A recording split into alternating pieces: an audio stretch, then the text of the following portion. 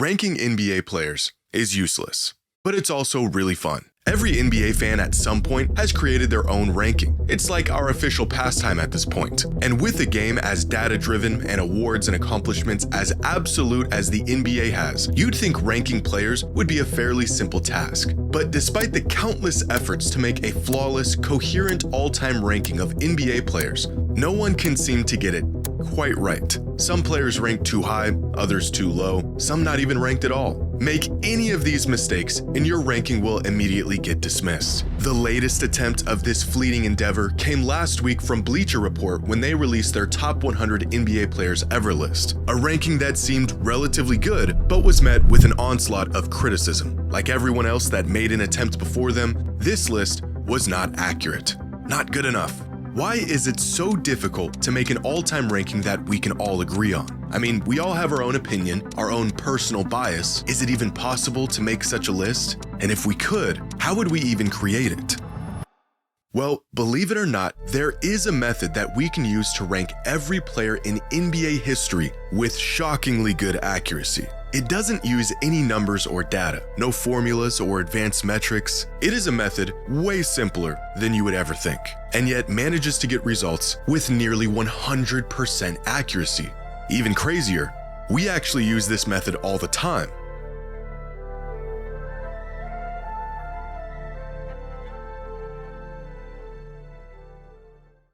Today's video is sponsored by SeatGeek. Whether you're looking for concert tickets or the best seats at the game, SeatGeek has it all. The #1 rated ticketing app with over 28 million downloads. On SeatGeek, there are more than 70,000 listed events from sports to concerts to festivals and more. For years now, I've been exclusively using SeatGeek to find the best tickets for everything, including my Blazers, where I can browse seating, search for tickets, and get the best deals. And with every ticket backed by their buyer guarantee, once I buy my ticket, I know I'm good to go. And right now, you can get 10% off any tickets by downloading the SeatGeek app and using the promo code Jimmy10. Just click the link in the description to download the app and have the code automatically added to your account to use at any time. That's promo code Jimmy10 for 10% off any tickets, only on SeatGeek. Last week, Bleacher Report released their top 100 NBA players ever list. And to absolutely no one's surprise, people were not happy about it. Among some of the more glaring complaints about Bleacher Report's list include Shai Gilgeous-Alexander, the now MVP, Finals MVP, and champion, not even making the list. Jason Tatum landing at 93. John Stockton ranked ahead of players like Chris Paul and Kawhi Leonard, and of course Kobe Bryant falling outside of the top 10. Despite polling their staff of NBA experts, writers, and editors, the results of this comprehensive ranking only left people confused and annoyed. Ranking players should not be this difficult, and yet it is. But to understand why it's so difficult, we first need to understand why every ranking, no matter how thought out it is, how logical the criteria is, how much data was used, always falls short. One popular approach that some fans and experts have taken over the years is the formula method. Create a point-based system and apply those points to various factors like career stats, accolades, and impact to make an objectively accurate ranking. A method that has been tested countless times with varying levels of success. Last year, John Hollinger, longtime NBA analyst and a man credited with creating some of the first advanced NBA statistics, created a formula to determine his all-time top 100 list. His criteria being a point-based system that put varying levels of weight into factors like MVP shares, finals MVPs, win shares, and career box plus minus. A formula that resulted in LeBron as the GOAT, Jordan 2nd, Kareem 3rd, Duncan 4th, and Karl Malone 5th all time. This list also features Harden at 13, Hakeem at 19, Steph all the way down at 27, and Isaiah Thomas at 65. This Reddit user went through the trouble of creating an entire model from scratch to achieve the goal of, as he put it, quantifying careers using a formula that combines accolades with simple advanced stats while compensating for era and benchmarking, plus adjusting the weights of the formula against approximate expected rankings using least squared regression. In other words, he used a whole lot of stats and accolades, made some applicable adjustments, and put together an all-time top 100 ranking. The results came in, and people hated it. The glaring flaw in this method, as well as every other method that attempts to be completely objective in its approach, is that it's not objective. Even concrete things like stats and awards will inevitably have some sort of weight or value attached to them based partially off of opinion. What is a championship worth, and how do you factor it in? Should there be an era tax on players who played half a century ago? If there is, when does it no longer apply? The 80s? 90s? Is peak more important than longevity, or is it the other way around? Even awards themselves like MVPs and DPOYs are voted on by people with their own personal bias. Creating some sort of formula involves attributing value to all of these things, but without any impartial method of weighing all of these factors without injecting some sort of personal bias, the pursuit of creating a perfectly accurate ranking becomes virtually impossible. So, what if we just remove the personal bias? What if we strictly use data and numbers, two important factors that have no bias, to make a completely accurate and nonpartisan all-time ranking? Well, because the rankings get really weird really fast. For example, Box Plus Minus has Nikola Jokic as far and away the best player of all time. It also has Luka Doncic 4th, David Robinson 6th, and Tim Duncan 19th. But in the right hands, and with enough data, and when used in conjunction with one another, a purely data-driven approach could lead us in the right direction. And this is what Ben Taylor of Thinking Basketball did back in 2017 when he created his top 40 list. As Ben says when describing his methodology, "I won't attempt to balance Kobe's championships with Shaq, nor do I care about accolades like all-star teams or the number of Hall of Fame teammates someone played with. I also don't care about how many rings a player won. The very thing I'm trying to tease out is who provided the most lift." Instead of trying to assign value to things like rings and MVPs, Ben's list ranks players based on who provided the largest increase in the odds of a team winning a championship over the course of their career. Ben's specific method and reasoning is probably the best out there when it comes to seeking an objective ranking, using the best advanced metrics available and using them logically to find the most accurate conclusion. The results of this experiment were eventually updated in 2022 and are generally accepted as a really solid list without the outliers or massive holes that other lists have. The only problem is, this is not an all-time player ranking. As Ben stated, this list is a player evaluation, not necessarily a ranking of the greatest players of all time. And it's evaluating how good these players were, their abilities and their effectiveness in using those abilities, not how great they were or what they accomplished. A great exercise in determining which players had the largest impact on the court, but not the best method in determining how that impact actually translated to tangible success. For example, this method is providing evidence that Karl Malone had a larger statistical impact than Stephen Curry over the course of his career, but I'm not sure if there's a single human being on planet Earth that would argue Karl Malone is greater than Steph is. Using purely statistics and data to rank players removes valuable context that certainly matters when evaluating how great they were throughout their career. However, allowing awards and achievements to partially dictate rankings will inherently skew the results due to personal bias and variance of opinion. So looking at it through either of these lenses will lead you to inaccurate results. But maybe we're looking at this through the wrong lens altogether.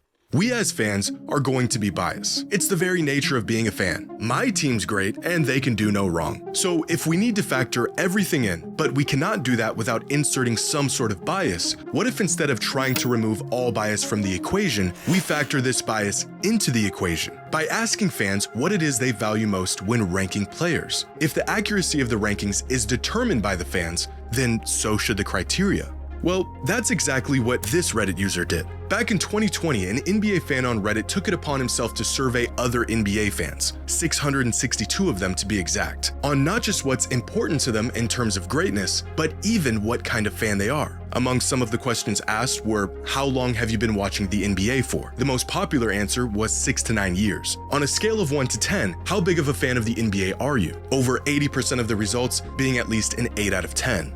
But here's where things get interesting. One of the questions asked was, what do you think is more important in a player's career? Team success or individual success? 52% of voters said team success and 48% said individual success. Almost an even 50-50 split between NBA fans in response to a very important question with two very different answers. Even more revealing, voters were asked what are the top 3 most important measures when evaluating who the greatest of all time is. The number 1 answer? Career stats, followed by number of championships, number of regular season MVPs, total win shares, and career advanced statistics. the near 50-50 split between the importance of team success versus individual success visible in the almost even voting split between career stats and number of championships. One person can make their rankings based on how good a player was, meanwhile another person could make their rankings based on how much success a player had. Two completely different criterias. So how exactly can we make a player ranking that is agreed upon if we can't even agree on what actually matters, or at least what matters most? No matter what approach you take, no matter how much personal bias or opinion you try to take out of it, the results will always end up skewed in some sort of direction. There's just too many factors, difference in opinion, difference in what matters most from fan to fan. But there is one way, one method that has been proven to be the best way to get to an accurate conclusion about things otherwise not agreed upon. What is this scientifically backed method? It's the exact one Bleacher Report used. Ask people, have you ever seen the show Who Wants to Be a Millionaire? Let's play Who Wants to Be a Millionaire right now. It was a game show where contestants would answer a series of multiple choice questions, with each correct answer winning them more money and progressively getting more difficult until the eventual $1 million question. Now, this game show would feature one sole contestant at a time who had to answer these questions by themselves. However, each contestant was granted what were called lifelines, tools the contestant could use to help them answer difficult questions. These 3 lifelines were 50-50, eliminate 2 of the 4 options in a multiple choice question, leaving the contestant with a 50% chance of getting the right answer. Phone a friend, where the contestant could call a friend live on the show for help. And the third one was Ask the Audience, where each member of the audience would vote on what they thought was the correct answer to any given question. All of these lifelines were valuable, but one of them in particular resulted in the correct answer far more than the others. The 50-50 lifeline, as the name suggests, got contestants to the correct answer about 50% of the time. Phoning a friend resulted in contestants getting the correct answer 66% of the time. But asking the audience resulted in the correct answer 92% of the time. By far, the most accurate method of coming to the correct answer for any question in the show's history. And this is a demonstration of a concept known as the wisdom of the crowd, an idea that refers to the collective judgment of a group of people often being more accurate than the judgment of any single individual, even an expert. And it is an incredibly accurate method of arriving on the correct answer to any logical question. In 2011, the BBC network put this concept to the test by filling a jar with jelly beans and asking 160 contestants how many jelly beans they thought were in the jar. The answers were absolutely insane, ranging from 500 to 50,000, and yet somehow their collective average was unbelievably close to the actual number. After conducting their experiment, it was revealed that there were exactly 4,510 jelly beans in the jar. The average guess among all 160 participants? 4,515. Despite their variance in answers, on average, the participants were able to get within 99.9% of the correct answer. By aggregating the opinions or estimates of many individuals, the errors and biases of individual judgment tend to cancel each other out, leading to a collective result that is closer to the truth. And in possibly the most roundabout way I could conjure up, I think this same exact concept can be applied to ranking NBA players on an all-time list. Regardless of what the individuals value most and our own personal bias, if you ask enough people, chances are you'll more than likely end up at an accurate result. Better than strictly using stat-based metrics, better than the eye test or a combination of multiple factors. Simply asking people who the greatest players of all time are will show you exactly who the greatest players of all time are. And evidence of this can be found within the results of Bleacher Report's ranking. Someone ranked Kobe Bryant 18th all time. Their personal top 100 ranking is probably a little wacky, but this vote inadvertently balances out someone else who voted Kobe 4th all time. Same goes for every single player on this list. Someone had Jokic 12th all time, another voter had him 28th, and everyone else had him somewhere in between. The range of votes for Charles Barkley are probably the largest of any player on this list, with one vote for him as the 18th greatest player and another with him as the 74th greatest player. With individual rankings like this, you'd think the final result would be a mess, and yet Barkley ended up being ranked 25th all time, right about where he should be. Can we make a completely accurate ranking of the greatest NBA players ever? Well, we can get really close. In terms of how we would create it and what it would look like, you're looking at it. This isn't a matter of opinion, it is a statistical principle. As Bleacher Report put it when describing their methodology, it's an impossible task, especially when confronted with the reality of comparing players from different eras. Stats help, but calculators won't ever figure all of this out. But asking enough people just might.